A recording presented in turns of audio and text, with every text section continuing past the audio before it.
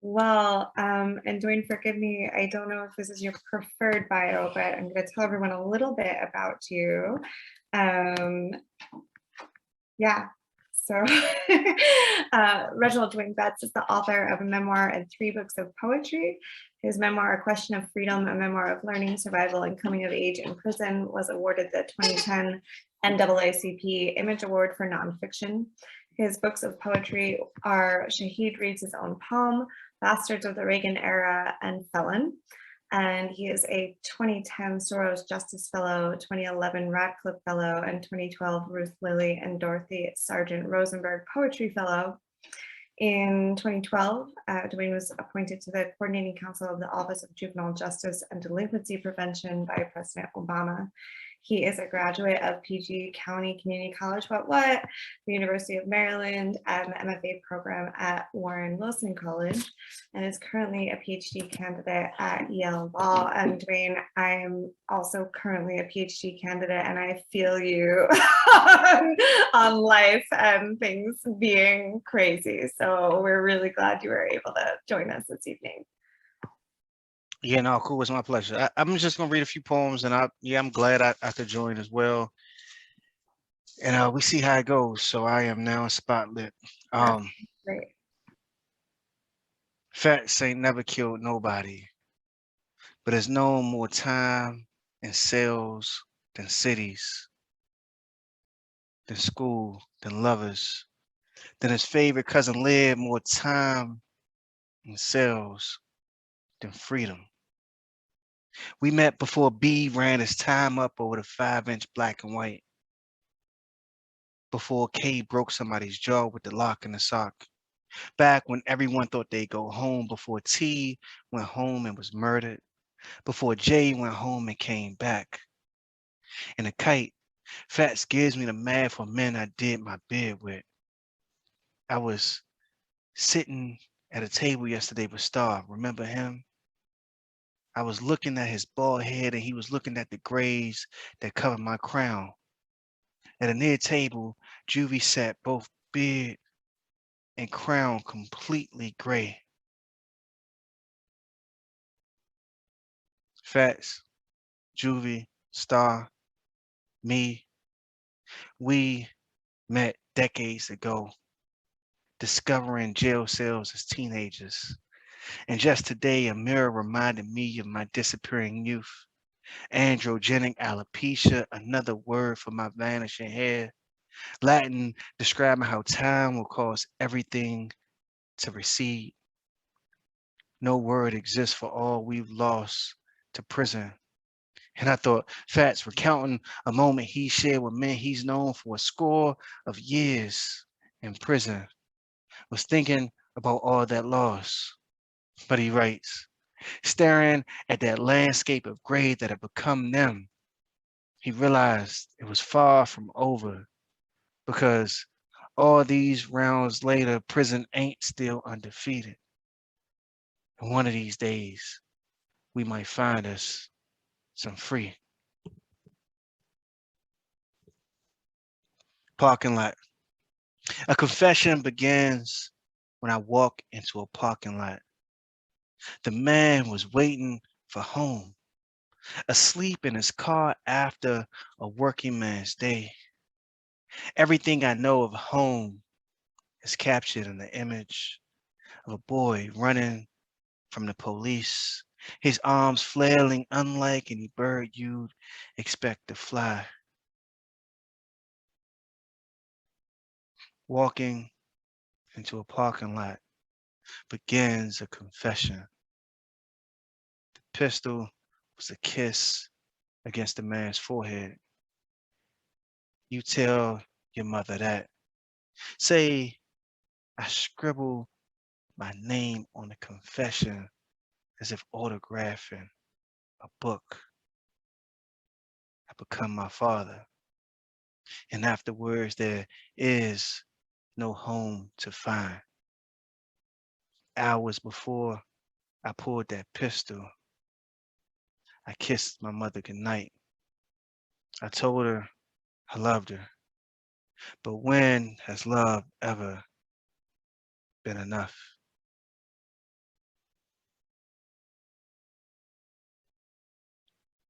parking lot too.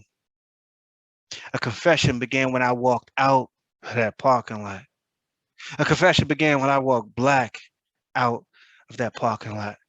A confession began when I dressed for a morning that would find me walking black out of that parking lot.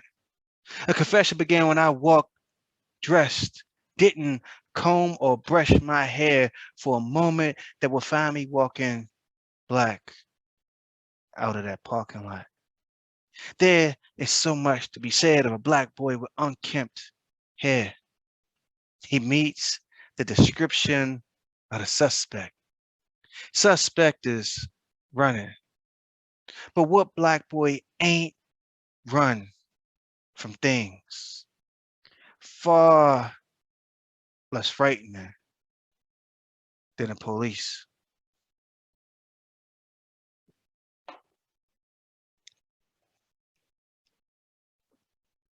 Y'all ain't writing enough comments in the chat. Woo! That was just a joke. Y'all are No, writing a lot of tell 'em. comments. So I started reading the comments in the middle, thinking it was my poem, but it just was not working. For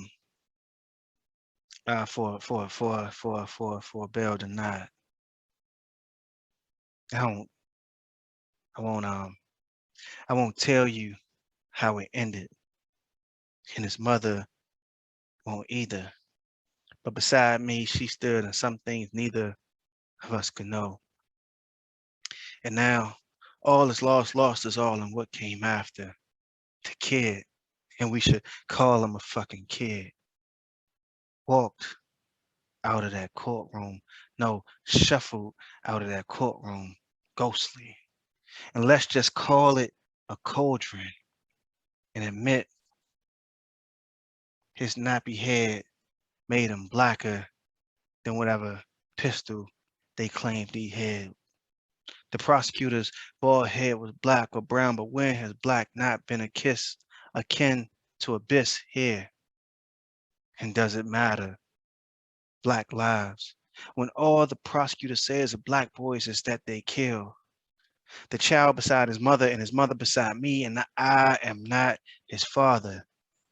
Instead, just a public defender near starving. And it's all possible. Because the kid says, I did it, I did it, I didn't. Nah, I mean, Jesus. And someone yelled, and the boy's mother yells, you can't throw my son into that fucking ocean. She meant jail. And we was powerless to stop it and too damn tired to be beautiful.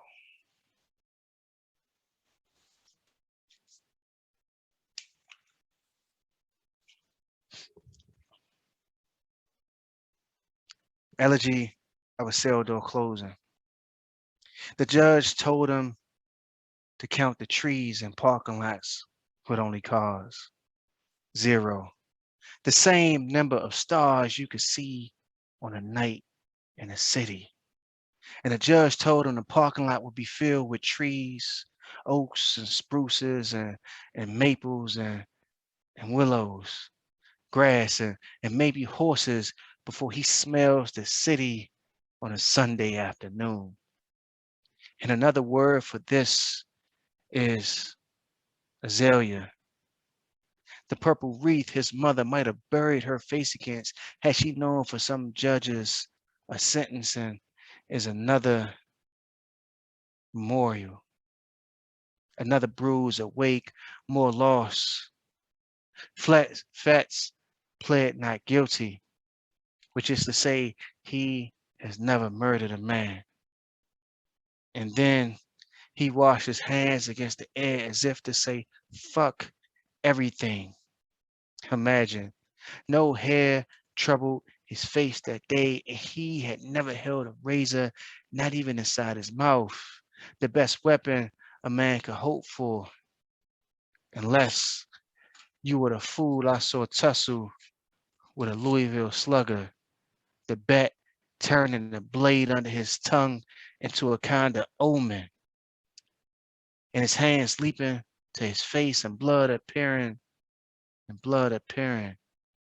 as if always there, and his hands fumbling against the air make me remember that Fat's washing was a kind of plea of holy, of reaching for wild horses, for trees, for all the violence he's known to make of himself free when innocence failed. All right, cool. I'll just read a couple more and I thank y'all for y'all time. And I'm looking forward to hearing Sophia read. I only came because she was reading. I mean, I wanted to hear the rest of y'all too and see the rest of y'all, but I really, really wanted to hear her read. So I'll read a couple more. Going back, if I return, it'll start with a pistol. The dark and mask that never has enough. I'll pour the last of my drink down so fast I'll choke and cough. If I return, the past that I pretend defines me won't explain the old familiar feeling of cuffs that capture my hand's ambition and escort me past the Mason-Dixon. I'll remind myself that the first time I traveled south was to go to prison. My legacy will be in my head, rattling around in a four-door sedan with fucked up suspension. I'll be headed back to where time buries the times of men.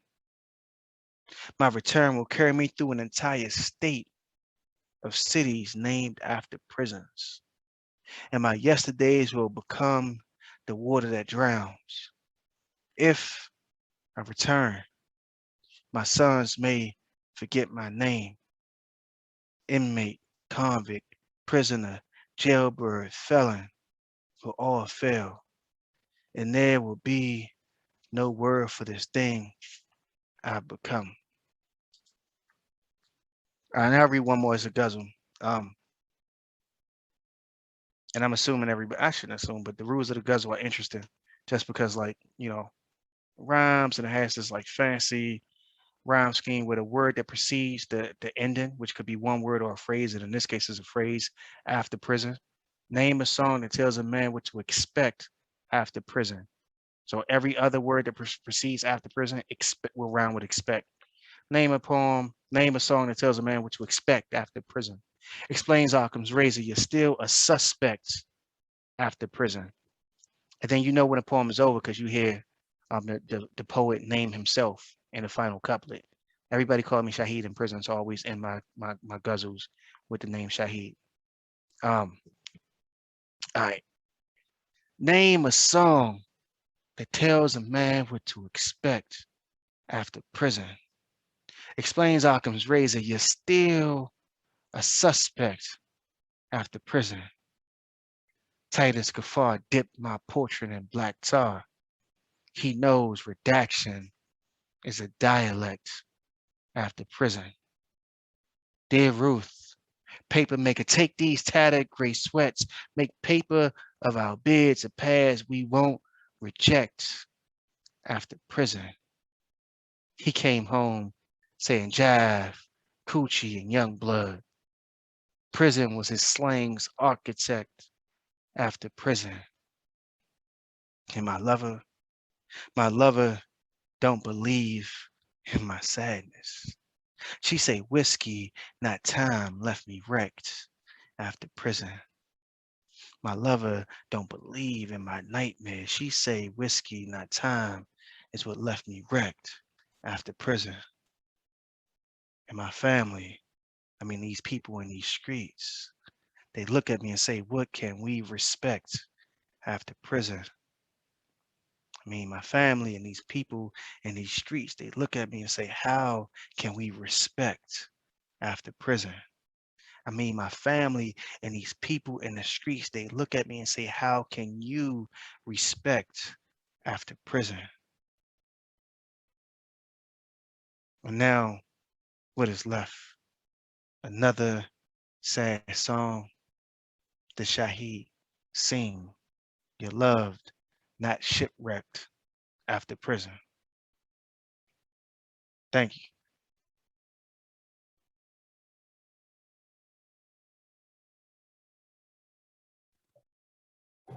Bask in that silent applause. Thank you so much, Dwayne. It was beautiful.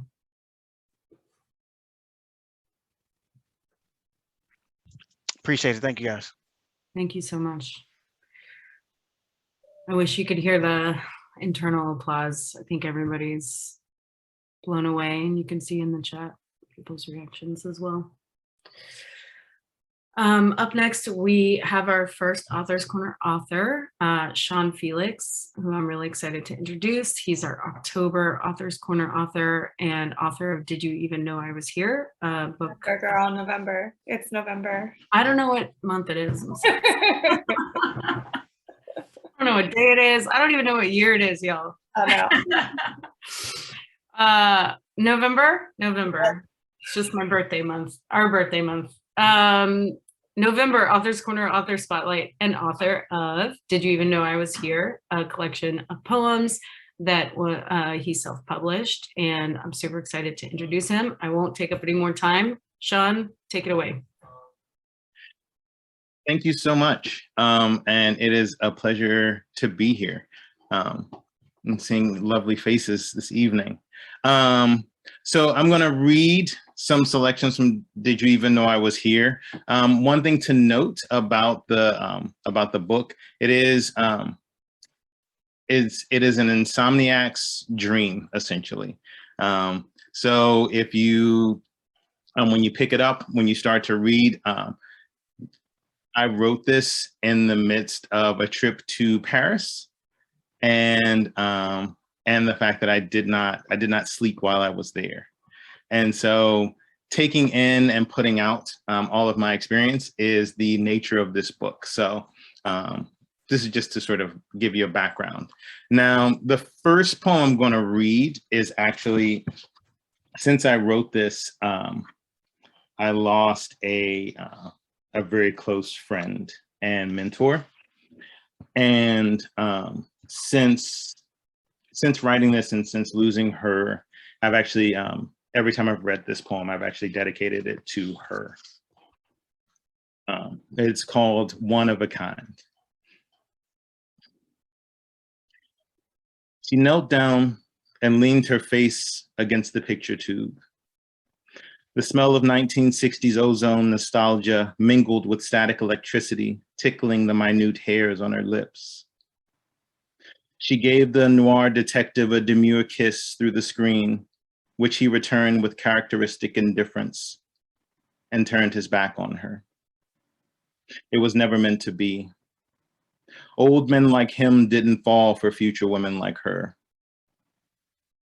She caressed the white plastic housing, radiating its sickly heat from the back, and waited for the black and white TV snow to roil like ash in a fiery snow globe. No one ever stayed awake as long as she did. She was one of a kind.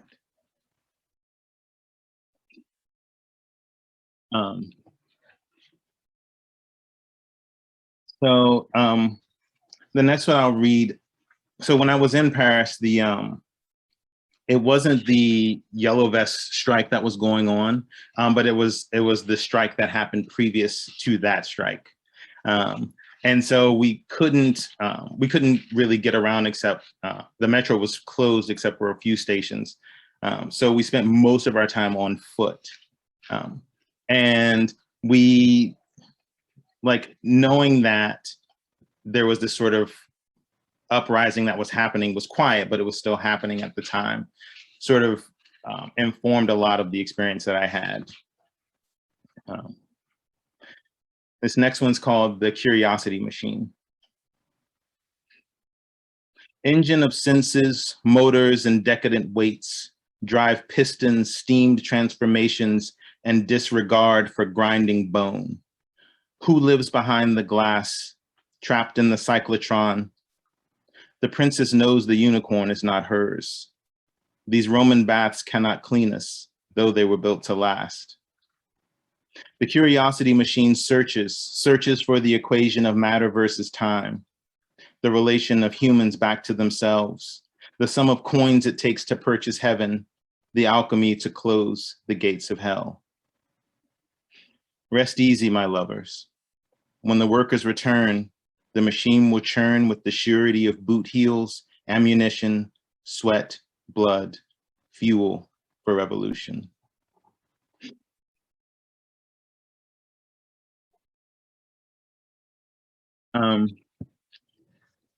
So this next one I'm going to read is an interesting thing. One of the places I went to when I was in Paris was the Pantheon, which was this really interesting. So grew up here.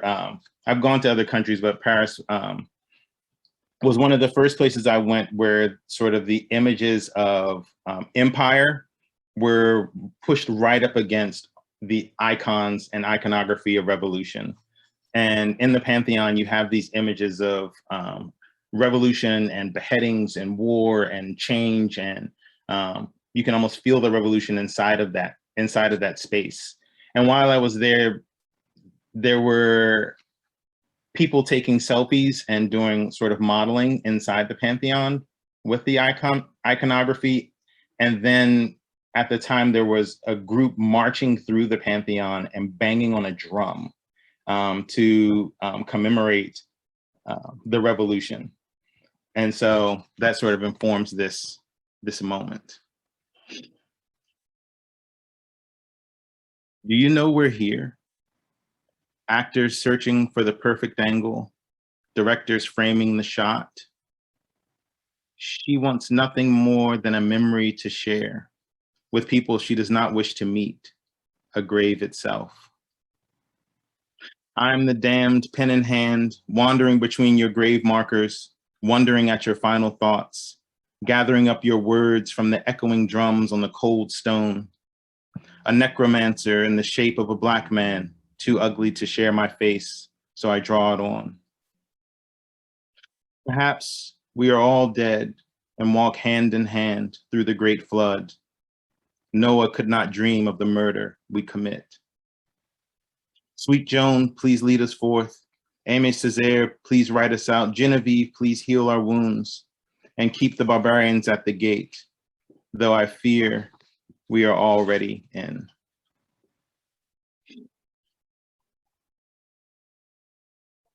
And so the last one, and I'm taking Rachel and Courtney's advice to leave people wanting more.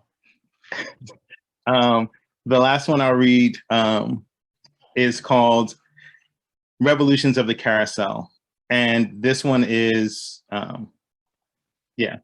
this one just is. A gilded rose sits on the bank of the Seine, remnant of monarchy and petticoat drama. It sings that blood is neither created nor destroyed when it flows into the gutter, as revolutions of the carousel blend the animals into one. On the church's step, justice demands an answer. Your broken hands can't bear the weight of ruined kingdoms, and eyes turned up to God burn as the sun cracks the sky. Thank you. Thank you, Sean. Such beautiful imagery. I feel like me and you and Courtney have a love of Paris that we can bond over when we do our episode on the Interlude Radio. I'm excited. I'm gonna try to get it to not just devolve into like a big Paris spiel, but we'll see what happens. We'll try to talk about writing too. Yeah. All right, up next in fiction, we have Hanana Zahir.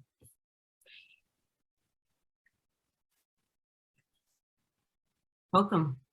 Thank you so much for having me. So I'm going to read two short pieces. First one is called God in the Chicken Coop.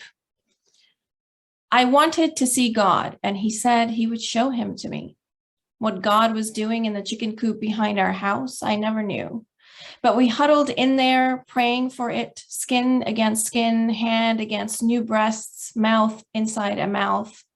We stayed sometimes all afternoon, me blinking, trying to breathe.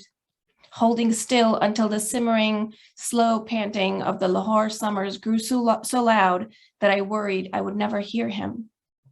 That's it, he would say. You will see. You just have to look. And I did, through the wires in the small skylight meant to give the chickens the illusion of freedom. I saw it in the sparkle of clouds moving above the minaret of the mosque down the street, in the stillness of the treetops, new with budding flowers. Somewhere in the midst of the fluttering, the noise, the chickens, I think, saw it too. They calmed their desperate slams against the wall, stopped the pecking, searching for sustenance, and looked up at the sky and were still.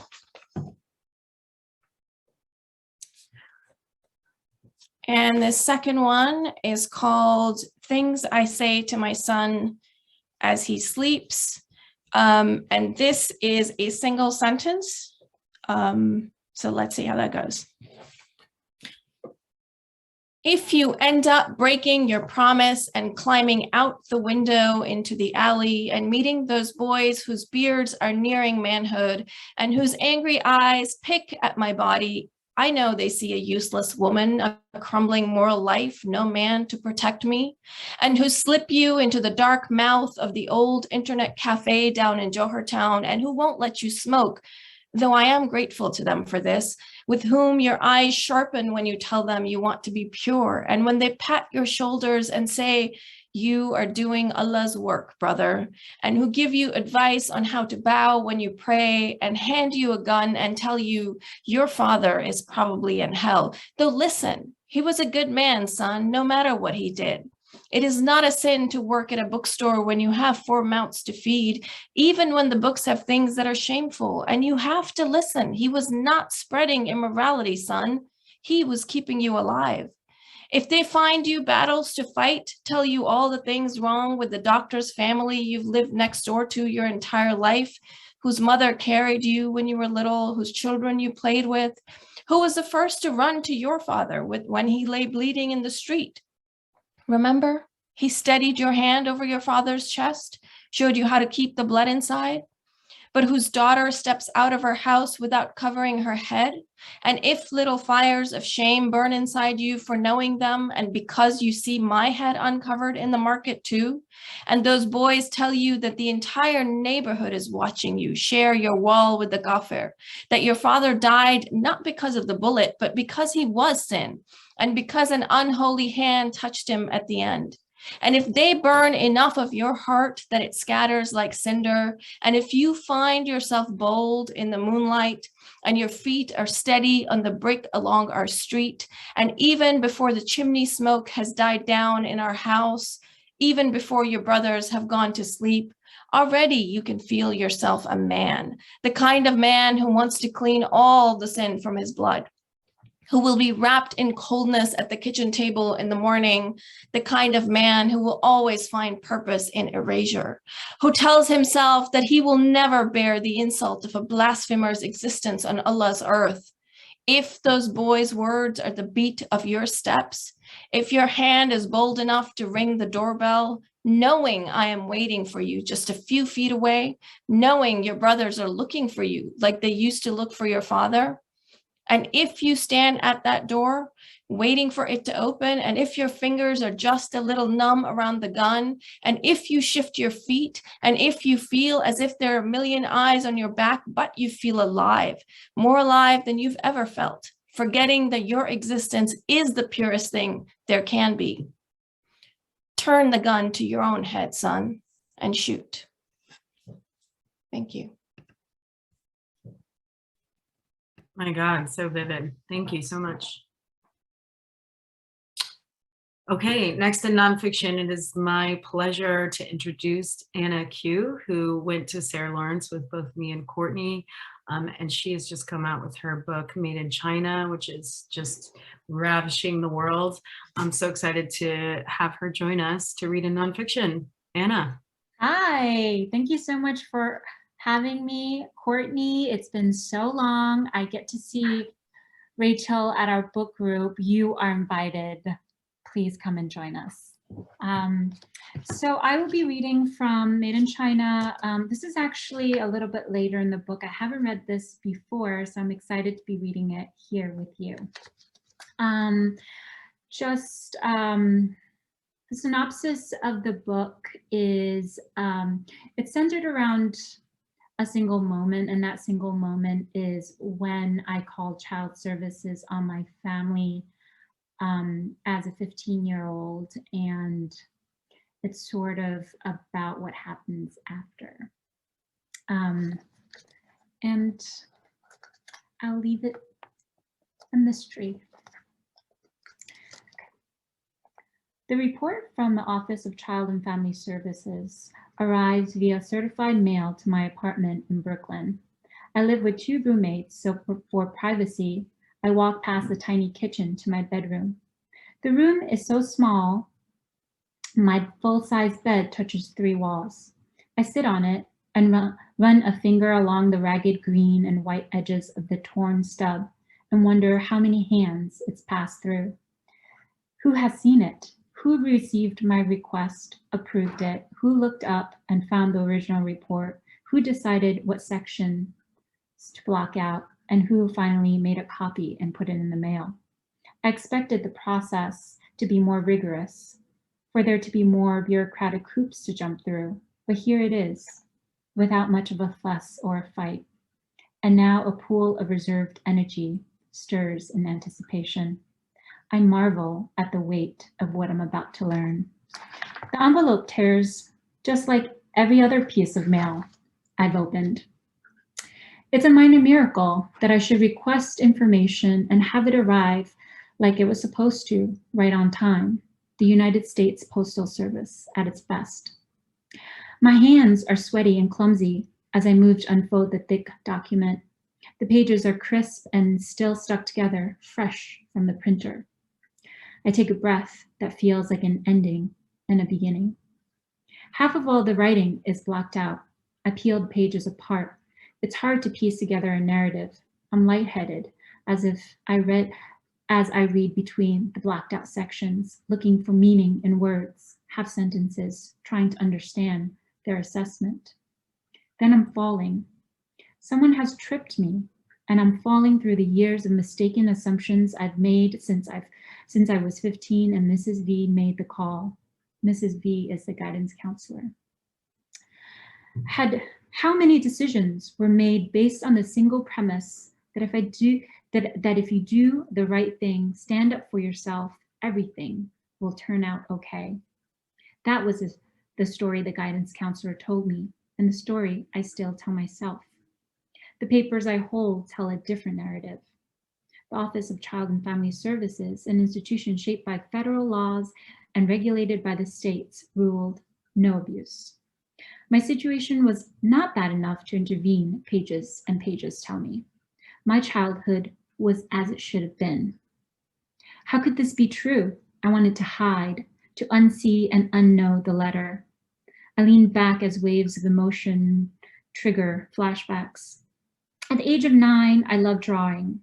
My English was getting to a point where I generally understood what was happening, but I had difficulty communicating clearly. Drawing was an easier way of participating. I knew my color pencil sharpened. I kept my color pencils sharpened in a tin can my grandmother gave me, one of the few items I bought from China. When my mother came home one night, she had a question for me. Did you tell Jill she needs to ask to use your color pencils? She asked. My color pencils rattled back and forth as I handed the tin over. I looked over at Jill, who had followed my mother into our room. Answer me when I'm talking to you. Why are you looking at her? I turned from Jill to her, my chin tilted up. It's mine. She needs to ask me to use it. Why would she need to ask you to use anything, something that I bought? You didn't buy it for me, Ninia did. Where do you think Ninia got the money from? You think she would have taken care of you for free? She handed back the small tin, the paint on the case peeled in speckles and slivers. I yanked it from her hand and suddenly I was in the air. There was a rainbow of color, green, yellow, blue, red, My butt hit the carpet so hard I felt it in my tailbone. From the floor, I watched her transform. She stormed to the open closet and grabbed a free hanger. The force of the wire told me I was no more than a piece of hide, cattle that needed to be broken. I raised my hands over my body, but it was useless. There was no choice but to crouch into a fetal position and let her have her ways with the outside part of my bodies. You know better than to grab things from my hand like that, she spat with each exhalation. I thought of the myth then, a goddess on the moon. We prayed to her during the Mid-Autumn Moon Festival, and I thought if I could escape, she might take pity on me, take me in. Before I knew it, I was diving for the window, for the pale moon outside, my hands on the lip of the window, pulling, tugging, begging. It was simple. Out the window was the only way to safety. In my sureness, I forgot about the window screen, just as I was about to pinch the corners of the childproof lock and lift, warm arms wrapped around my waist.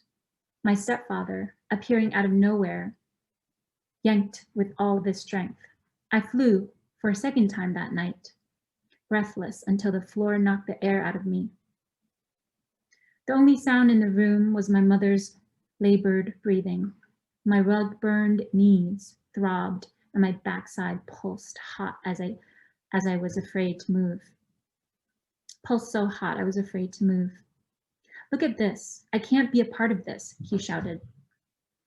I felt his arm move in the air again, in frustration this time, and then he stormed out.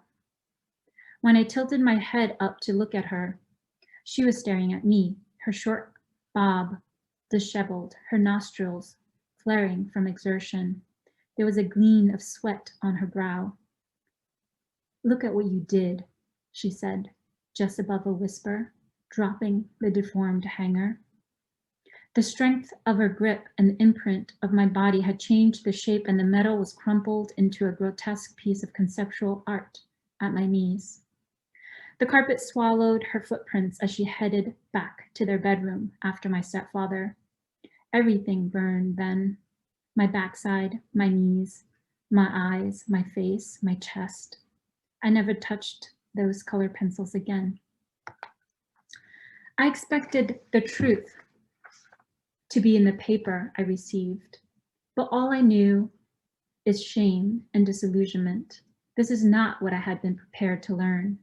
I had wanted supporting information. She had been cruel and unfair to me, and therefore I was right and she was wrong.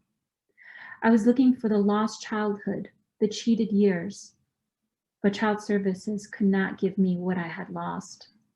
I shoved the report into the darkest corner of my closet, hoping to deny the feelings that welled up. The system that is supposed to safeguard me did not believe me. I turned to it for help, and it left me behind. In the next few days, I think about justice and fairness.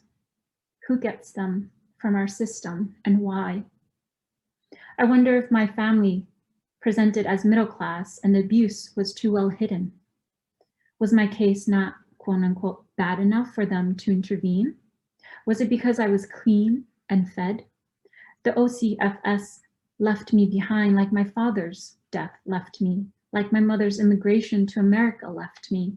I'm adrift, unmoored in a deep, sluggish despair. I don't know to whom or where I can turn for answers.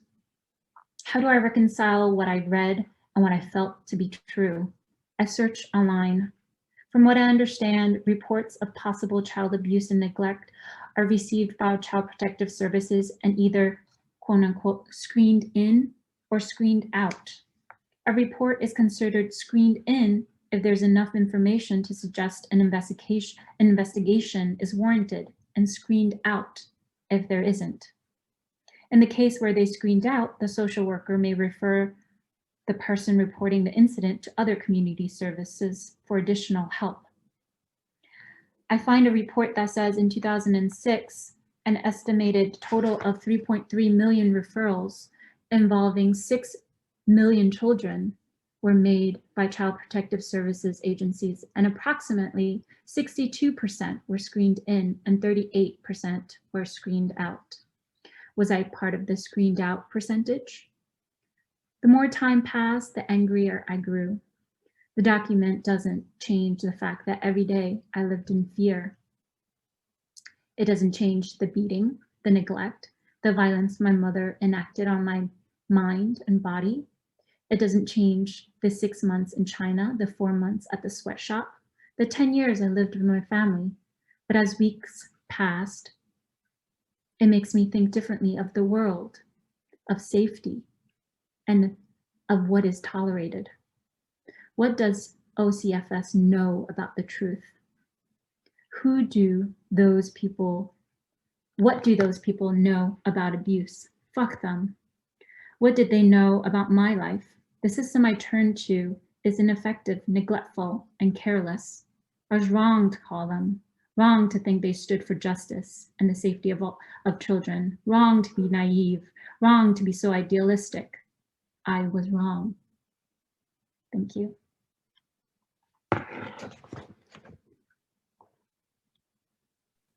Thank you so much, Anna. Such a pleasure to have you join the Inner Loop. Thank you so much for having me, guys.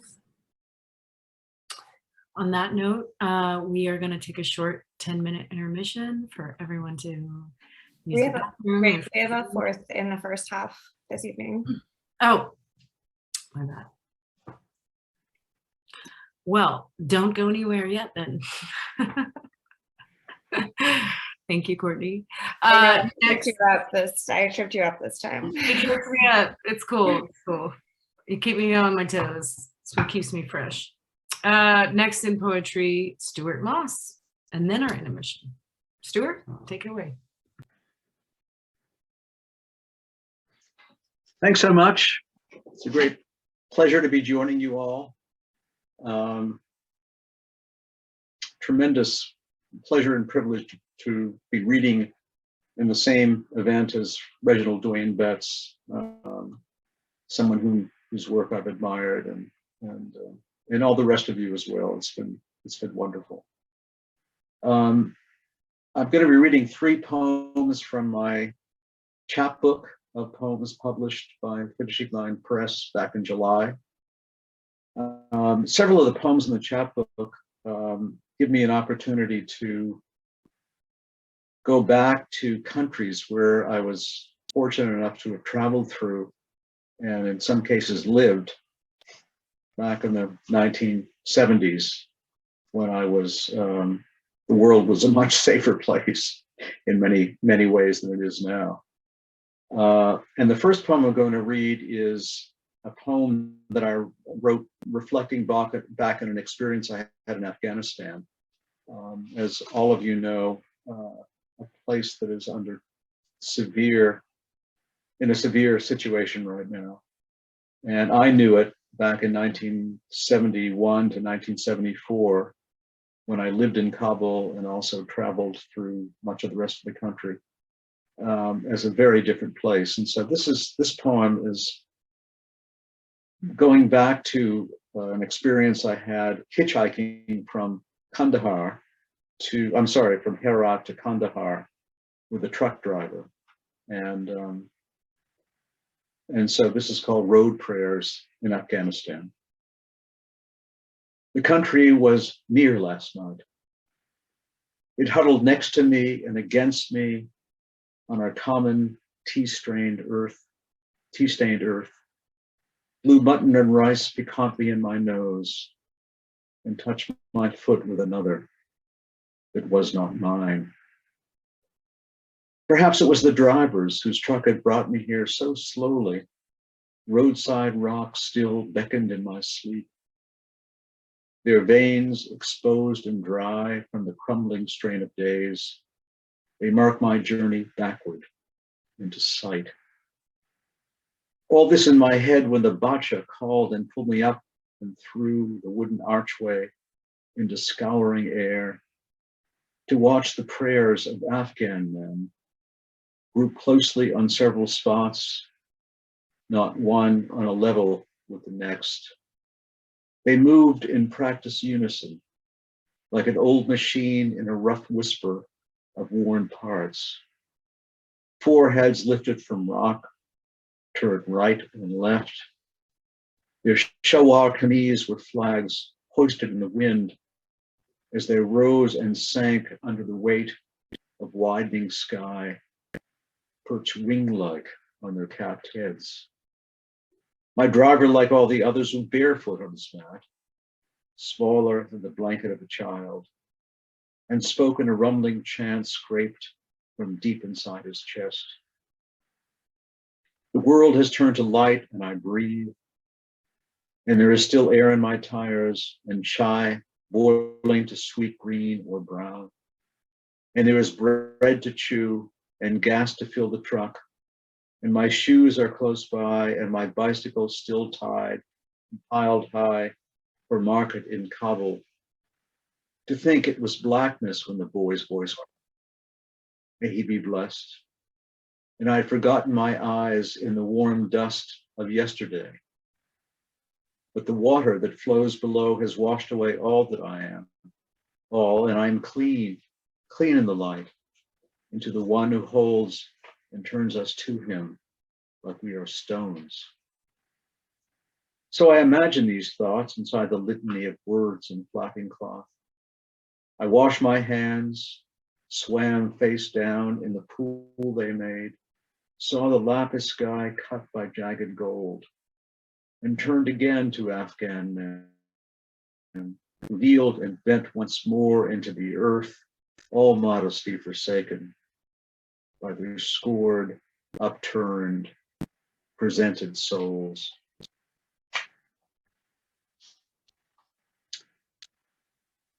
It's kind of an homage to an Afghanistan that doesn't exist anymore, I'm afraid.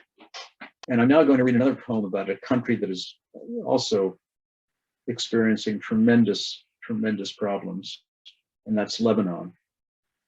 And I had the great joy and privilege of being able to hitchhike through Lebanon for several weeks, again, back in the 1970s.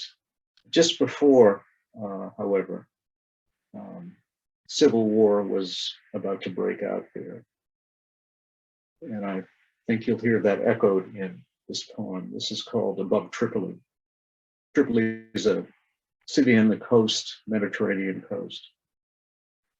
High above the sea, above the gulls and crumbling stucco of Tripoli, we rode in rumbling silence. The vivid air was acrid with pine smoke. The snow reached downward like a ragged glove. The mountains swelled and our eyes went white with them. I tense with an anger I am now too old to know, and you, your face and mask, almost as beautiful as Lebanon and like Lebanon, curling at the edges from approaching fire. In Bishari, I stepped away and followed a path where ice was sheathed by stillness. You may think it was a dream, a blue door in a mountain, a tall, chapped man in faded turban and crossed bandoliers, his eyebrows raised suggestively, his voice hissing his salesman pitch, his rough hand hooking at my mouth. But I remember even now how when I had fled and was clinging to a cliff, the rock clenched into itself and dense with cold, I vowed that if I lived, I would hug the first flesh I would see. Above the cliff, across a field of snow rising to a plume of cedars, a spotted dog drawn forward by a wing of breath flew at me. Like Adam in his first embrace, I was pulled into the world of blood, then into the whiteness that covers blood. And the final poem I'd like to read is the title poem of the book. And it is the title poem of the book is For Those With Lives have seen themselves. And it is kind of a reflecting back on, it was the catalyst for it was the tragic shooting of people at in Istanbul, at the Club Reina in Istanbul, on New Year's Eve of 2016, that were unfortunately massacred and tragically massacred. And I was very moved by the interview that was given by one of the survivors, who said about her fiance who had been killed, "I'm returning without you from the place we went together," and that's the epigraph of the poem. So for those whose lives have seen themselves, welcome, all who have traveled the long road from where your deepest dreams began in the wild ferment of sleep, or when profoundly drunk or stoned, and walked out with whatever heavy burdens you carried, your thumb outstretched and maybe your other hand taunting death with a sign saying Beirut or Aleppo or Istanbul. Looked at the reflection of yourself in your lover's Ray-Bans and asked what it meant to see the world and break the bonds that held you to a former life. If only you could name the thick liquid in which you floated, assured by the certainty of the next day and all the days to come. I remember in a cheap hotel in Amsterdam where the pipes entered and returned through wide rough holes in the sheetrock, watching a couple make love in the next room. Ashamed that I denied them their privacy, their fumbling intimacy. Perhaps they watched us too as we abandoned ourselves for a few moments above the bustling canals and in the cracked mirror bolted to the wall opposite our bed. Who knows what became of them, or any of us who are left in crummy hotel rooms by those we desire, or because of bullets shattering raucous dancers in a nightclub.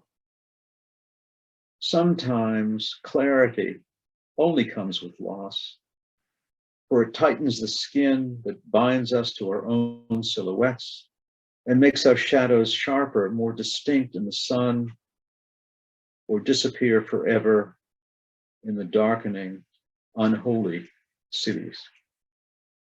Thank you.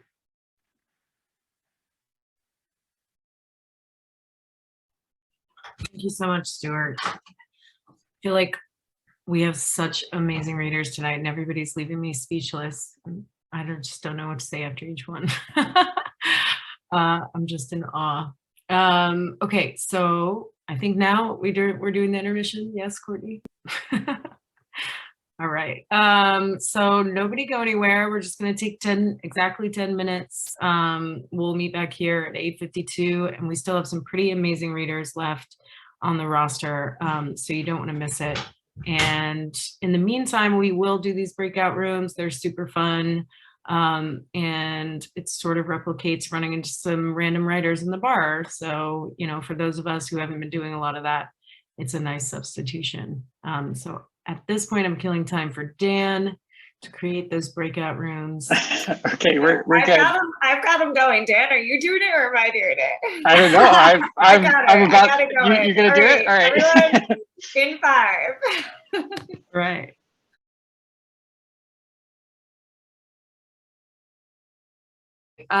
So kicking off the second half is our second Author's Corner feature for December. And we're super excited to tease her for next month. So Sean will finish out November, and then December we will feature Leila Rafei, who recently finished her novel entitled Spring. And we are excited to hear from that novel tonight. Welcome. Hi, everyone. Thank you. Yeah, so today I actually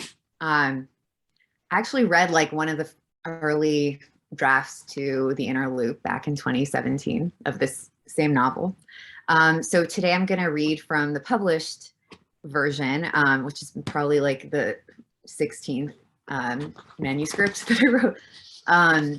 And this is a chapter about a character named Suad. So basically the story is about, it takes place in Egypt during the Arab Spring and follows three very different people who were kind of navigating the city at that time. One of them is a woman named Suad who actually lives in like a rural village outside of the city, and her son lives in Cairo. And as the revolution is kind of unfolding, she's kind of becoming more obsessed with her lemon grove that she has in her yard. So this is a passage about that. And I should also mention that Suad is in an unhappy marriage, which this passage hints at as well. If there was one good thing about marrying Mahmoud, it was that plot of land he'd inherited from his father, who purchased it for mere piastres a half-century ago. The plot used to be a part of a vast field of sugarcane until the 1950s, when President Nasser divided and redistributed the land among all the workers who'd made it bloom, their family included. To this day, sprigs of sugarcane sprouted occasionally from the corners of fence posts and in between bushes of cotton. It was a reminder of the history of the land and where they came from, as was their family name, Sukari, which a great-grandfather had taken around that same time. The plot had been neglected for years by the time Suad married Mahmoud and moved into his family home. It was overgrown and muddy, and the only beings that dared tread its tangled vegetation were stray donkeys and cattle that wandered over from nearby farms. For a long time, the family considered selling it, but Suad put a stop to that idea. Farming was far preferable to housework. If it came down to mopping floors or tending to the grove, the latter won easily. Anything to get out of the house, where her mother-in-law Abla watched soap opera reruns from dawn to dusk. But Suad could never quite escape Abla. Even out in the grove, she always had a half mind fixed on the dramas unfolding behind the bedroom window, and soon she learned all the characters and plots and subplots, despite all her best efforts to weed, water, and till to oblivion. There was Mustafa, the playboy prince, his jealous wife Farida, and all the young mistresses that cried for his affection. All day long, she would hear their wails and heavy breathing, and in time she learned the slight tonal differences between the bad news music and the good news music. It was the same formula each week. She knew something big was about to happen when Abla started screaming out directions to the actors. The increasing hoarseness of her voice signaled the end of each episode and the end of another day's work in the garden. Every once in a while, Abla would holler from her bed, "Yes, Suad." She hated the way she said her name, stretching each syllable to its limit as if she was scolding her. "Look here, girl." And Suad would wipe off her hands and come to her window and ask what the old madame wanted. Often it was another cup of tea, but she would have to clean herself first, she specified. So Suad would wash her hands and feet, make a fresh batch of tea, and bring it to Abla on a tray with sugar cubes and a square of basbousa drenched in honey. And then without a word of complaint, she would return to the field, hoping it would be at least a few more hours of uninterrupted work before Abla called upon her again. The girl couldn't help it. She was obsessed with the earth, obsessed with the idea that she could revive it and mold it to her liking, obsessed with the power that she had over the little buds wielding water and light. At first, she was overwhelmed with all the possibility and couldn't decide what she wanted to grow. She might grow some cash crop like sugar or cotton and perhaps sell it in small batches to the factories of Mahala. She could grow greens like molokhaya and mint, which would be easy to care for, or fruits and vegetables, fodder for new recipes each day of the week. Back then, Suad dreamed of nothing but red peppers and eggplants, strawberries and melons, budding fresh from the green earth. Row by row, she planted an array of different crops for her first harvest. There were herbs and fruits and vegetables, bitter, sweet, and sour, those that could be eaten right off the vine and those that would need a sprinkle of sugar or salt. The lemon trees were the dividing line between the fruits and vegetables, and they flourished. The lemons grew so well and were so pungent and pretty that one row became two, and two became 3 and 4, and finally the entire plot of land was rowed with trees of lemon. Abla protested from her bedroom window, perching on its sill to ask what on earth the girl would do with all those lemons. But neither she nor Mahmoud wanted to deal with the garden themselves, so they relented. It became Suad's.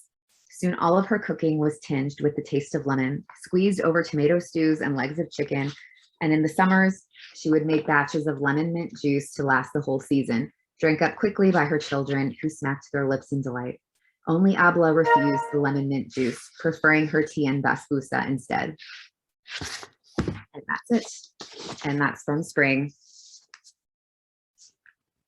Thank you, everyone. Beautiful. Thank you so much, Leila. Yeah, and just a reminder, you all can purchase both Sean and Leila's books at Potter's House if you are in town. And I wanted to mention that everyone should feel free to shamelessly promote themselves in the chat. We love shameless promotion here at the Inner Loop. Totally, completely. This is a safe space for links to your website, links to buy your books. If you recently published an article, throw that in there. We love links, and that's just another perk of having a virtual event. People can investigate you right away. So throw that in, and we will continue with fiction and David Featherman. Hello. Hi. Thanks for having me. I'm really happy to be here. This is like an amazing lineup of people. I'm going to be reading from a short story that I wrote some time ago. And it's sort of, well, I'm going to start in the middle. And the only thing you need to know is that Carl is the main character's deceased adoptive father. So the morning after Carl's death, having not slept at all that night, Pam loaded a bullet into her service pistol, put it against her head, and pulled the trigger. The snap of the hammer echoed sharply against her temple. She did not die. She thought of Carl and the relief on his face when he passed, the end of all his pain. She put the gun against her head a second time and pulled the trigger again. Then she got ready for work. Now, after having performed the same ritual every day for the past 5 months, Pam's world seemed to be fraying at the edges. On the train, a newspaper lay at her feet, a headline printed in jumbo letters, "Conflict with China escalates." This was just one of the things that had changed.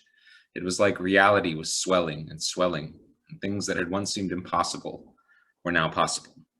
She thought of the gun against her head. She thought of the heavy train. She thought of the car wreck and the bottle of pills and all the ways she had tried and failed to die.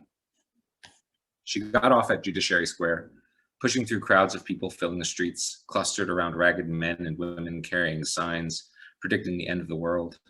Just a few months ago, this kind of scene would have been unthinkable. But now public street traffic had been closed off throughout downtown due to a rise in terrorist attacks and threats from China. As Pam crossed D Street in front of her building, stepping onto the hard white stone of the courthouse, the rumble of an explosion a few blocks away shook the street and people started screaming, the crowds around her surging and parting.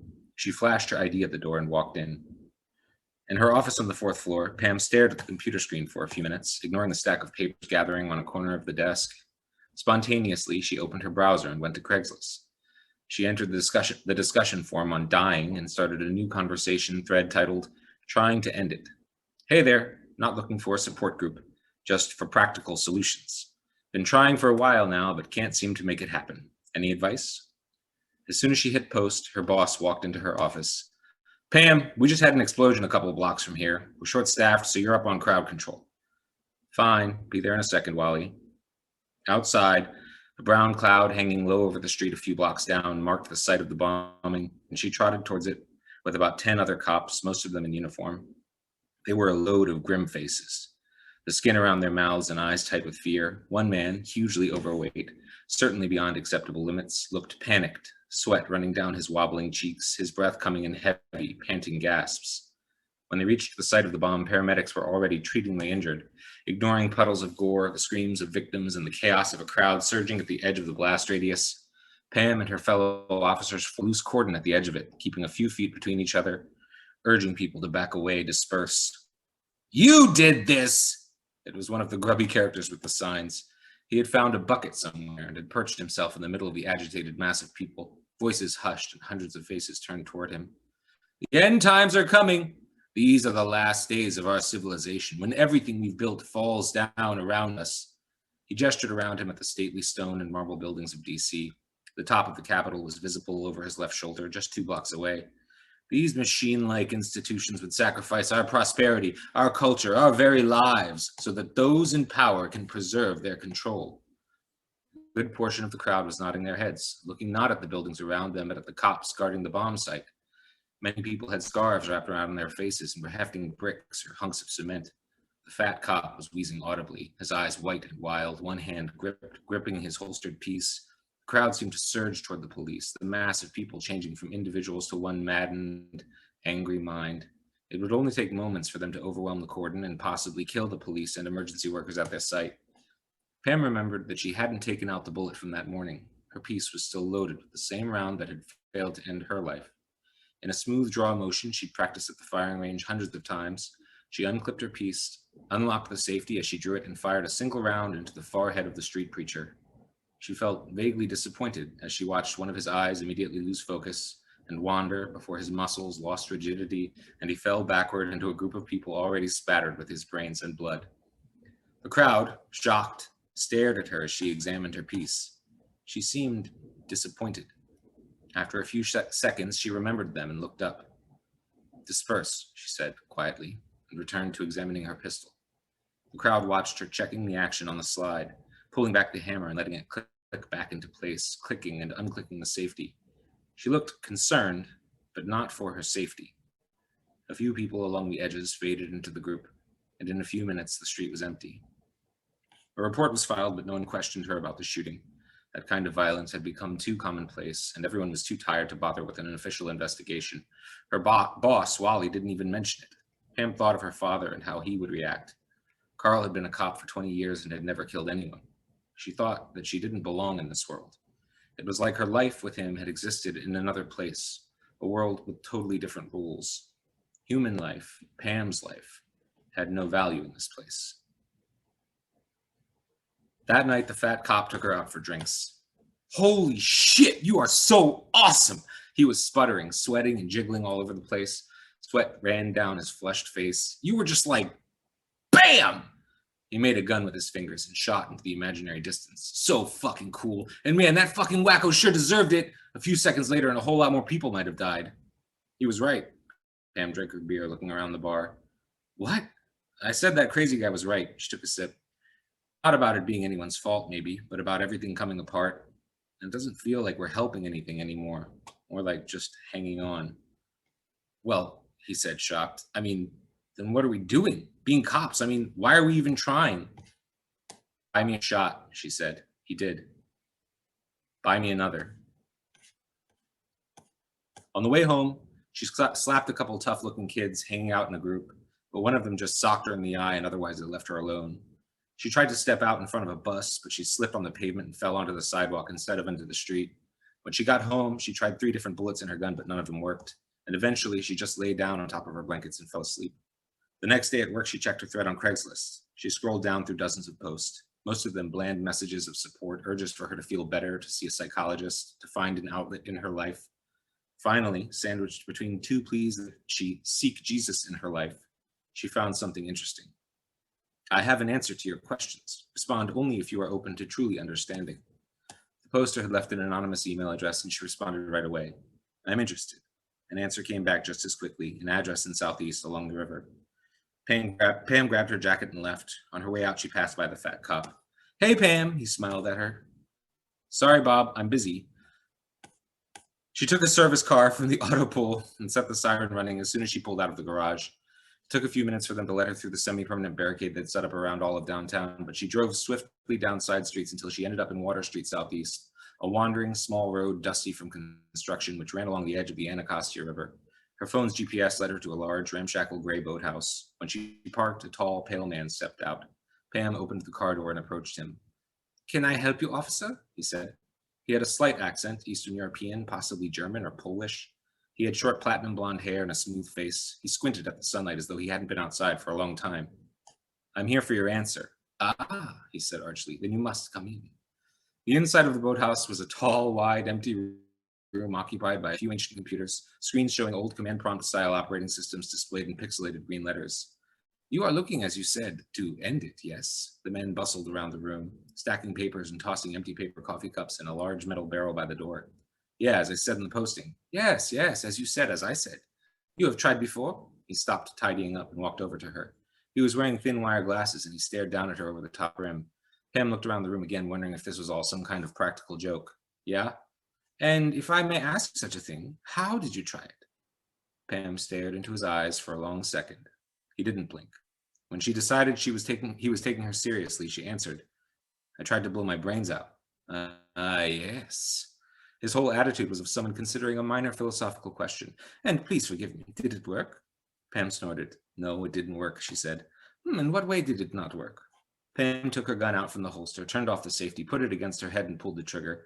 The slide fell off. She replaced it, reassembled the gun slowly, carefully, checked the ammo, put it against her head and fired. The hammer snapped down, but the bullet didn't fire. She pointed the gun into the air and pulled the trigger. The sound of a gunshot echoed through the space, and a new shaft of sunlight appeared in the dusty air between them. She put the gun against her head again and pulled the trigger. This time the hammer didn't draw back, so she pulled it back manually and pulled the trigger. It clicked. She went to try again, and the man stopped her, placing his hand on the gun and pulling it away from her temple. Enough! Yes, your point is quite made. Besides, you are only making things worse for yourself. He turned around and shuffled his papers. I said I had answers, and I do, although unfortunately no solutions. You can't help me? Pam's voice had dropped into a dead monotone. Ah, he chuckled. Can you help the sun or gravity? Can you help the nature of things? God damn it. Pam turned to leave. No, I can explain. He sighed deeply. You say you have been trying this for some time. Have you noticed any drastic changes in your life and the world around you? Some oddities, perhaps? Some oddities? Pam snorted out loud. She had stopped halfway to the door, but she hadn't turned around. You could say something like that. Yes, well, perhaps I can offer some explanations, if you are capable of listening. He gestured toward a metal stool. She sat. Your brain is not a fleshy bag, as you have been taught, or rather, that is an inadequate description, like calling a spaceship a piece of metal. Both are fine-tuned machines that perform incredibly complicated functions. The difference being that your brain is a much more complicated machine that performs many more specialized functions. As the man talked, he began to pace, gesturing with his hands like he was pulling something from out of his chest. It is a miraculous thing, truly miraculous, and I believe that it works in a way no one has theorized before.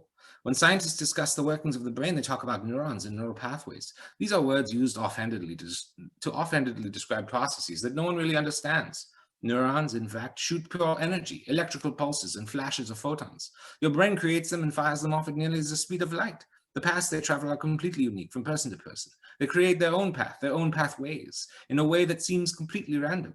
But I have come to believe that these pathways act as a sort of super collider, that your brain shoots energy in seemingly random directions and frequencies, and that energy, when it is obliterated, creates a quantum singularity effect. He had stopped talking, leaning forward, frozen with a big smile on his face. So, Pam said. He blinked, then shook his head. So, you do not understand the significance of this? I don't have any idea what you're talking about. Pam was regretting coming to see this man. She looked toward the door. This effect, the quantum singularity, is what you would call a black hole. You see, your brain, it is creating black holes in your head all the time. The effect is nearly constant, especially when you are accessing elements of creativity, invention, discovery. This is when your brain is creating these holes most especially. This isn't explaining anything. You promised me answers. How does knowing how my brain works tell me why I can't kill myself? How does it explain anything that's happening? Pam was yelling. In spite of his height, the man looked frail, and she thought about just shoving him to the ground, emptying her gun into him. Her knuckles itched, and she longed to soothe them on his body. In a flash, she found herself trembling, tears lurking behind her eyes. I'm sorry. I just want to join my father. I want to be with him, wherever he is, whatever that means. She slumped back onto the stool. I am sorry. The man brushed his fingers through her hair. He leaned against one of the metal tables. Through his hair. He leaned against one of the metal tables. Your father, he paused. He is dead? Pam nodded. You must understand the possibility of you being able to join him, to find him. They are infinitesimally small. Wait, Pam's head shot up, her shoulders and back squared. Wait, what the fuck did you just say? I said it would be almost impossible for you to rejoin your father. Theoretically, such a reality may exist, but almost impossible? Pam leapt up from the chair and grabbed his collar. You said it would be almost impossible? What the fuck is almost? What does that mean? It is what I've been trying to tell you this whole time. No, you were telling me that I can't kill myself. You were telling me why the world keeps changing, that they're related somehow. No, my dear. I am saying that you cannot die. He pulled Pam's loosened fingers from his collar. You see, I believe that the human brain exists as a sort of quantum computer. This is a nonsense term to you, no doubt, but what it means is that your brain, your consciousness, accesses different realities that in fact exists in different realities all at once. When a person is feeling creative, when they imagine something, their brain creates a hole, many holes actually, in the fabric of our reality and finds it in another reality. Perhaps they are simply describing something that actually exists somewhere. He paused and pressed a finger against his clean-shaven chin. Or creating an entirely new dimension. It is not clear. In any case, your brain is a part of possibly an infinite number of existences, constantly and continuously. Your brain, your consciousness, how can they ever really be killed? It is possible these realities are not completely separate, that on some level they merge. So you may seek to kill yourself as often as you like, but theoretically, there will exist somewhere a reality in which you did not kill yourself, in which you could not. He stopped when he saw the look of shock across Pam's face. When a thing happens in which you have died, your consciousness flees into a reality in which it was not possible. He began pacing and gesturing again. Logic leads me to believe that there must be some preservation of probability in these things, that each time you are killed, your consciousness retreats into the most probable scenario. So, he paused, for instance, when you have just pulled the trigger over and over just now, that in fact there are other dimensions in which each suicide attempt was successful, in which I simply watched you kill yourself before we even started this conversation. But more importantly, each successive reality to which you have not died becomes more improbable than the last. He laughed and looked at a blank wall as though he could see the world beyond it. All these improbable happenings in the world, these strange and impossible sequences of events, they are all a result of your consciousness traversing into ever more unlikely dimensions. We are all, this world perhaps, an invention of the incredible power of your brain. I mean, I must say, even myself, with my ridiculous accent, how humble I am. And should you continue to seek your death so aggressively, I, your fellow police officers, this whole world as we now know it, may cease to exist in whatever reality you find yourself in. And I will stop there. I went long, sorry.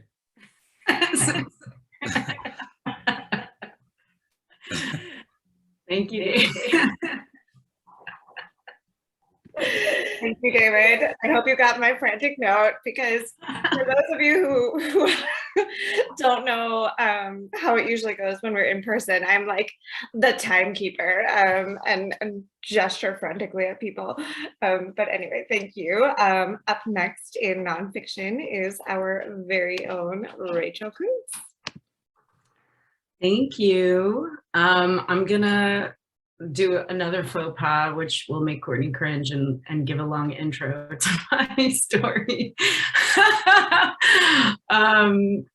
So this story, I recently amazingly won a contest and got an award called the Conger Beasley Jr. Award for Nonfiction for New Letters magazine for this story, which I'm really excited about. It's like my first publication, my first award, my first everything. So I am very excited about it. And this story I have been working on for 12 years. I wrote the story to get into Sarah Lawrence, and then I rewrote it to get my MFA as part of my thesis. And then I continued writing on it for the next 10 years after getting my MFA. So to say this story is my baby is a little bit of an understatement, but I think it's time to put this baby to rest. So it's going to be published in New Letters in April 2022. And I thought I would read the opening for my literary community. I'm so grateful for this lineup and my community and my friends and my family. 10 years ago, I could not have imagined having such an amazing and supportive community. So thank you to you all. You guys make this award meaningful. The story is called Will I Bounce? I want to hear your Oscar speech also. I mean, that kind of was my Oscar speech. Sorry. I'm okay, sorry. This is called Will I Bounce? My sophomore English teacher has to repeat my name for a third time before I look up to see a pink front office slip flapping from her chubby fist. I wonder if my mom forgot to tell me about a dentist appointment, but then again, I think maybe my dad got bored at home and came up with some crazy day trip for us. Maybe he found nearby roller coasters for us to ride or a massive used bookstore we could browse. As I approach the front office, I look for a familiar round figure in the hallway, but all I see are two men in dark suits standing off to the side, shifting their weight. I hand my pink slip to the lady behind the desk and fantasize that these men are top government officials, here to inform me that my IQ exceeds all normal levels, confirming what my father and I have suspected my whole life, that I am a genius. They're here to try to recruit me for their exclusive team of exceptionally smart teenagers, and I'll have to go through special training where they will test me both physically and mentally, only to find that I am the most exceptional of the exceptional. I nearly trip over my combat boots when I actually hear my name come from their direction. Miss Kuntz, they want to know. Now I wonder if this is one of those coming of age movies where both my parents die suddenly and I have to go live with my uncle in Texas, or worse, with my oldest brother, James, who's a cop. I'll learn to appreciate my parents only after it's too late, ending in sentimental tears and cheesy music. The two men introduce themselves as detectives. My heart picks up the pace of my thoughts. I quickly scan the events of the past month as they walk me out the front doors of the school. What had I done? I skipped school a couple of times to hang out with Carl. He and I smoked pot with those kids we just met down the street. Or maybe my parents finally got fed up with Carl and called the cops for statutory rape, having figured out somehow that we've been doing it since March. In which case we will have to run away together and we'll turn out either like that couple from Natural Born Killers or the couple from that awful Made for Lifetime movie where the young mother never bonds with her newborn and abandons him. You're not in any trouble, one of the detectives offers. Where are my parents? The detective tells me we're going to my house where my father is waiting. He explains that he and his partner came to pick me up because we had to talk first, alone. Alone? My dad is always telling me never to talk to cops, even though his own son is a cop. He taught me never to trust anyone, but especially not cops, because they pretend they want to help you to trick you into saying something incriminating. So why did he let these detectives come get me to talk alone? They wait until we're nestled in the confinement of the nondescript government vehicle to hit me. Rachel, we're here about Jonathan and Amanda Hartnett. I stare at the back of the passenger seat. Who? The seats are leather. Jonathan, John, Big John. Dark blue leather, obviously dyed. There are no blue cows running around. Big John and Amanda, the haunted house. Leather is made out of cows, isn't it? How do they get it so shiny? Do they buff it like you buff shoes with shoe polish and a soft cloth? Do rows and rows of women sit around with soft claws buffing sheets of dyed blue cow skin? The haunted house, on the trailer door, the outline of a heart bet. You're from Lake City, I ask. Columbia County, yes, one detective says. How did you find me? Gainesville is only an hour from Lake City, but it feels like a world away. We had a search warrant for the Hartnett's home, where we found a letter from you. In the letter, you refer to some pictures. The detective breaks off, looking at me over the seat. His partner picks up, eyeing me through the rearview mirror. Do you know what letter we're referring to, Rachel? Unable to lift my eyes from the blue seat, I nod. We've informed your father of this letter and we're driving you home now to talk about it further. My dad knows, I ask. We'll continue when we get back to your house. Don't worry, you're not in any trouble, the detective repeats.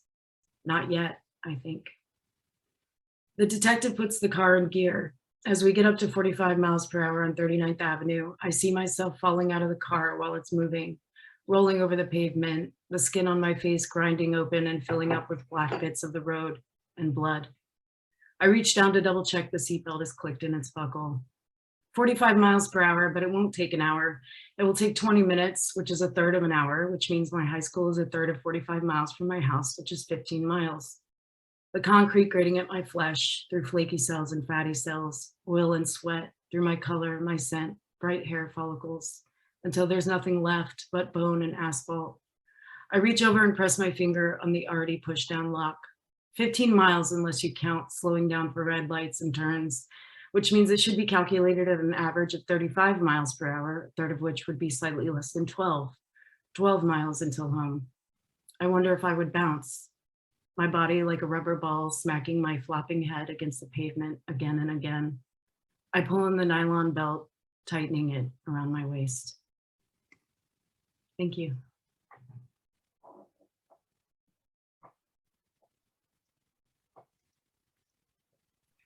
I want to know about the letter. If you want to know, it's cliffhanger. You have to subscribe to New Letters magazine.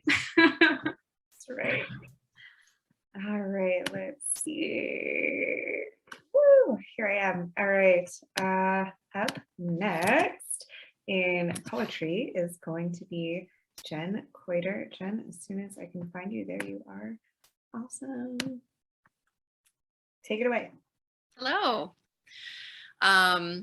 Okay, thanks for sticking with us. I'm gonna read just a few poems from my new book that just came out a couple weeks ago. So one of the great things about being a writer is that everything is research, including going to your friend's dodgeball finals, apparently. This is Introduction to Dodgeball. The game wants to be played, the way a story presses you to tell it. Without you, it is the Mancala board's dusty hollows, is pits or pharaoh, is dice in Egyptian tombs. You play because you want to, because from the opening rush to the last woman out, your body knows exactly what to do. The court simplifies, catch, drill, hold the corner, scamper, hunker down. Whether you forget yourself in a flurry of purple no-sting dodgeballs or move with conscious delight at being in a body, being in your body is entirely up to you. If you sit down, the balls will come. If you want to be the best, learn how best to submit, how best to be complicit with the game as it moves you. Pour your everything into this.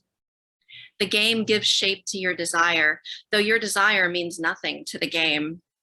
Dispassionate arbiter of fenced courts, of rec centers reserved from 3 to 7, of gymnasia poorly ventilated. It will discard you without a second thought, leaving you to watch from the court's edge. Oh, watch well. Oh, touch each one gently when she has to stop and watch the game go on without her. And I have a Thanksgiving poem, and it's November, so I have to read it. This is after Thanksgiving.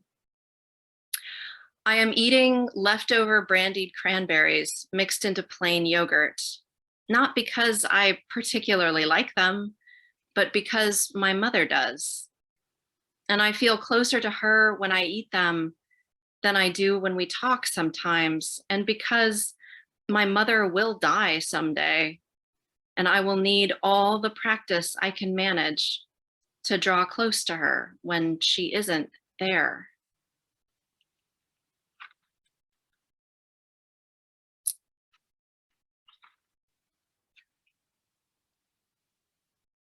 Samsara. In another life, says my Indian friend, and it would explain so much. Never lost when I was lost in Amsterdam. And of course, that tree in the Vondel Park, right there, right by the river. When haven't I wanted to believe? My mother called me briefly away from my 6th birthday party. I looked out the upstairs window and saw my friends still climbing the monkey bars, still swinging, shouting to each other. How I raced downstairs.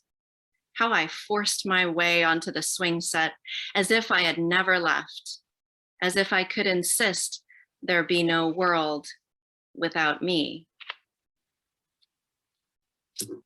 One last poem. Today would have been Craig Arnold's 54th birthday, had he not disappeared on that island in Japan all those years ago. So I have an elegy for Craig that I would like to read. Farmer's Market Elegy. Here are the fruits of summer mixed with fall.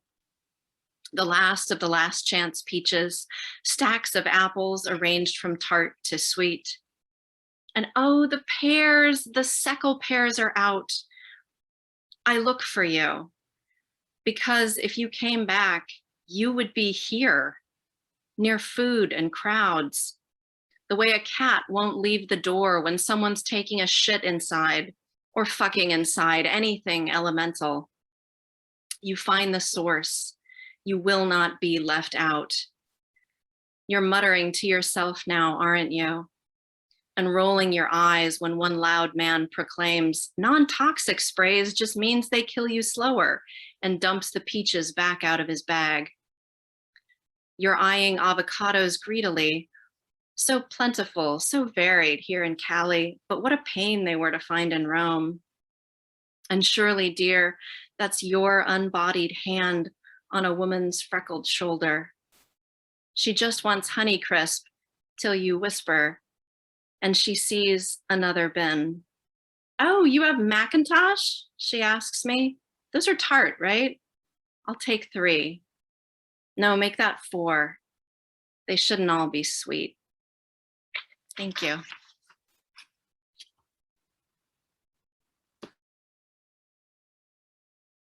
Amazing, thanks, Jen. And for those of you who may have seen, I threw that in the chat. Jen was the Day 8 Poetry Project winner. So very exciting. Thank you for sharing that link. And next in fiction is going to be Dan Milton. Hi, thanks to Courtney and Rachel for having me read again. I'm very slow at trying to get this novel done that I'm working on, but readings like this really help give me the motivation to keep at it. So thanks again. I'm going to read some pretty rough draft type stuff. This is towards the end of the novel. The overall story is made up of snippets of time during a long journey from our planet to a new home. And it's a trip that has taken many hundreds of years. So generations of people have lived and died during the journey. And for everyone in the middle of the story, the ship has been basically their only home. So here at the end, the last generation has finally reached their destination. It began as a speck of light, like any other star that crossed the large screen of the viewing deck, except that it phased in and out of view as it turned in its orbit. All of our cameras were trained on this speck. We no longer had the slow spin of stars as the ring turned. We no longer cared for anything but this. We slowed our approach to a safe speed with brief controlled bursts. If we stayed on the viewing deck long enough, if we stared hard enough, we could see that the speck was growing larger. Over the course of a few days, the planet took shape. It took up more and more of our view. We pointed out shapes and colors in the atmosphere. We traced the edges of sea and land. From our earliest memories, we remember being told that we were the lucky ones, that countless family members and friends stretching back generations had all lived and struggled and died so that we could get to this point. We wore heavy clothes stitched with weights to prepare our bodies. We practiced breathing a new kind of air through masks and tanks. We sat in small chambers that simulated rapid changes in temperature and conditions, things that our forebears called weather. Water dripping on us from above and air blowing through our hair and clothes. It all felt a bit unreal, childish even. On our final days in the ring, our hands brushed against the memorial plaques of generations past as we walked the halls of the ship of bones. We committed strange things to memory, mundane things that only mattered when we realized we might never see or hear or touch them again. The dull tap of footsteps on paneled floors, the vibrations of the tram arriving precisely on time, the metal handles on every hatch door worn smooth by 1,000 other hands. Every moment and every object became sacred. Only when we left the ring, only when we felt the sickening, shuddering force of the atmosphere against our landing pods, only then did we admit to ourselves that we were not ready. The first thing we felt on terra firma was an impressive pull toward the ground. We became aware of every bone in our bodies as our legs felt like they would be dragged into the earth, as vertebrae compressed vertebrae. The meat of us became a liability. We will adapt, we said. Preserve and persevere, we said. But the line where the ground met the sky formed a distant horizon, and we couldn't see where or if it would end. There was no pleasant upward curve of the ring and no predictable consistency. The land was flat in one direction and split into jagged peaks in another. Even the air was too rich. We could only sip at it. If we breathed too deeply, we felt we would collapse. Despite all of our training, we were only able to walk at most 20 feet before we retreated back to our pods. We shared our new concerns about the vast pools of water, the seemingly endless forests. If we managed to acclimate to this new home, if we grew comfortable here, would we become like our forebears? Would we lose our way of life on board the ring? Would we let ourselves grow hungry with want and then consume as we multiplied? Would we expand to overfill the space given to us? We wondered if this was perhaps not a new beginning, but instead a grave. We felt prepared for the difficulty. We had all acknowledged, we had all the knowledge and all the tools at hand, but no one prepared us for this. No one anticipated that we would feel such fear. Thank you.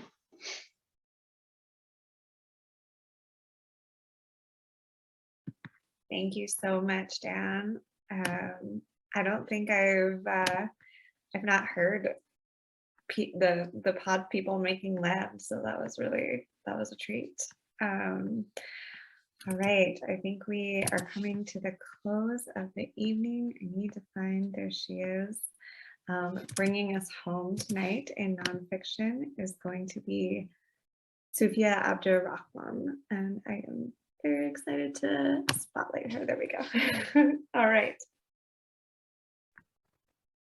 Hi, thank you. Hi, everybody. I'm Sophia. I am the author of this memoir, Heir to the Crescent Moon, which just came out yesterday. It is my debut book. I'm going to be reading from the opening, which is the prologue called My Father.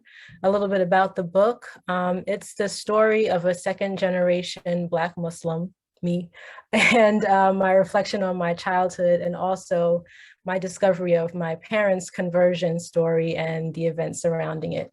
So here is the beginning. Before I even understood what a Muslim was, I knew I wanted to be one because my father was. Both of my parents were. This meant that I was too, but simply being born Muslim was not enough.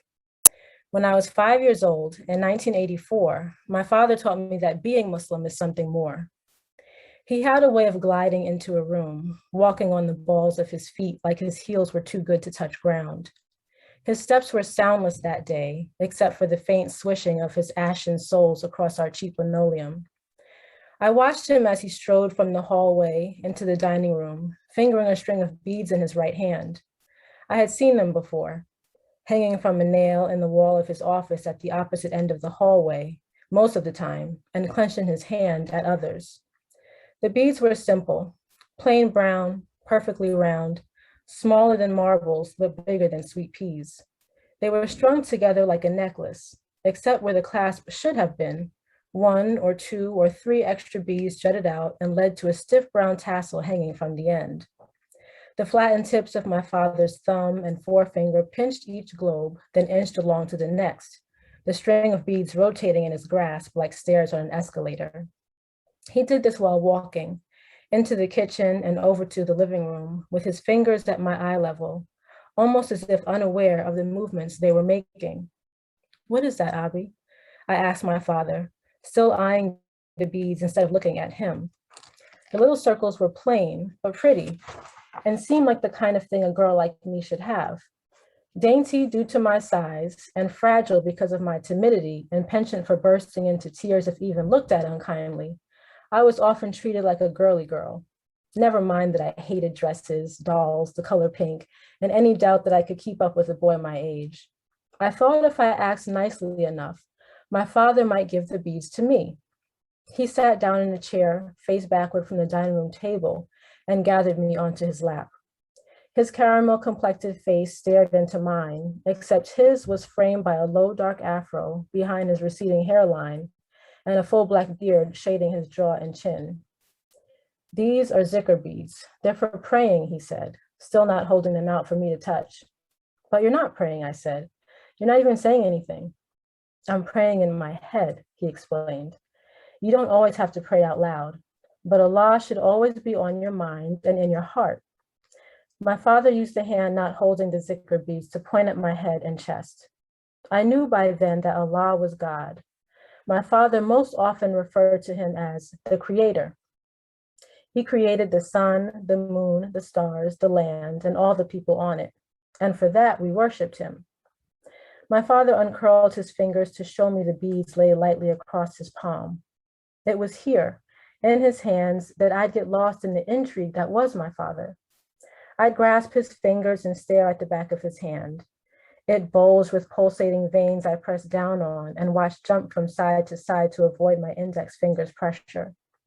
I turned his hand over and studied his palm, the intricate conglomeration of lines, fingerprints, and creases so deep and dark they were like crevices, dangerous erosions formed over time, through stress, and to be avoided at all costs, unless I could learn to read them, figure out what they meant. And so I held his hand at different angles, under varying lights, compared it to my grandfather's hand, and traced both of their creases with my tiny fingertips. Still, I couldn't decipher Abi, but I knew something was there. With the zikr beads obscuring his headline, lifeline, and fate line, my father explained there were 2 sets of 33 beads on the string and one of 34, a set for each Arabic saying he would silently utter in remembrance of God, his prayer. The beads helped him keep count. I realized then that my father would not be giving me the necklace. It was too important. I was still curious about it though.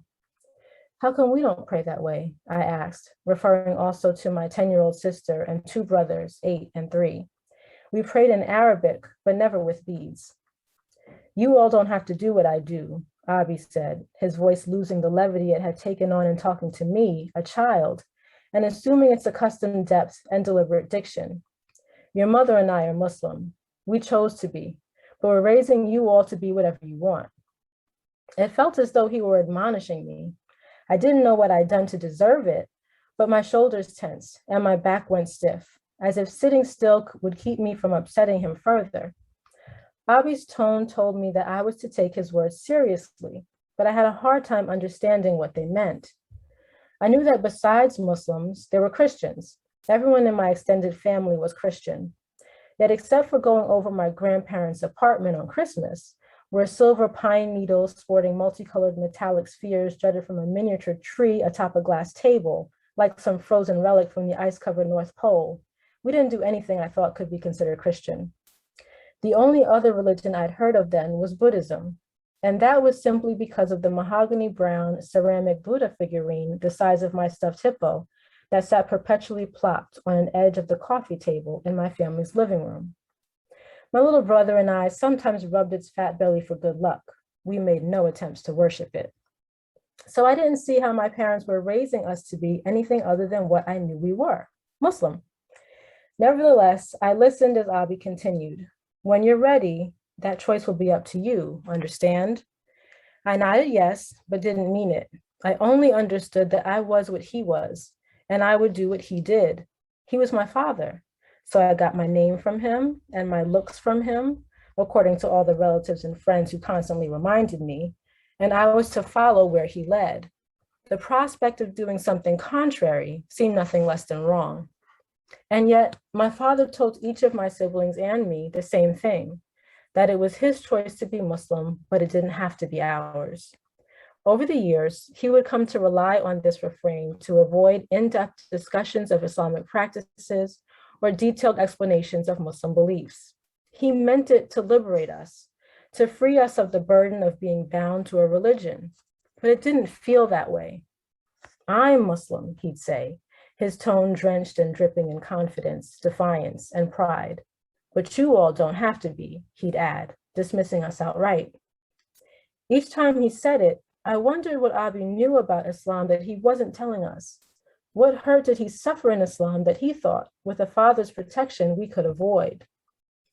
When Abi held my tiny torso within his hands, the string of prayer beads dangling by my side as he lowered me onto the floor, I felt certain that I knew what he was really trying to say, what he couldn't admit, but secretly wanted.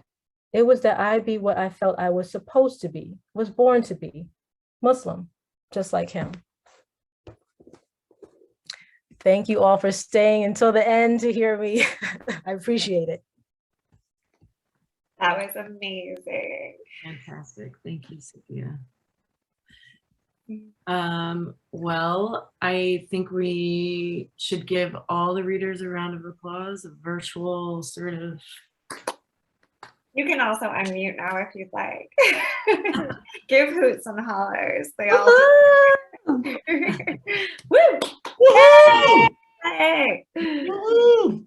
Woohoo! Yes, and thank you to everyone for sticking it out. I know it was a long evening, but we were so. You had to leave with a bang. Yeah. Leave with a bang. That was We're making up for not being here next month. Dwayne, Oh, we're that was so dope. glad you could make it. So And happy. Yeah. Thank you so much. And I see Rian's in the audience. Thanks for joining, Rian. Rian, they called you. Yes, thanks for joining, Rian. You have to mute now, Rian. Oh. Yay. Great meeting, everyone. But yeah, please do reach out to us over the next month or so. Let us know who you want to see here, who you want to hear here. Hopefully not here in this virtual space, hopefully like in the real space. You know, let us know about Authors Corner nominations, and everyone please continue to be safe and healthy, and you know, get some hopefully good safe holiday time in, and we'll be here scheming and dreaming. Yeah, that's all I got. Hi guys. I'll be dissertating, you know. Have a great holiday, everybody.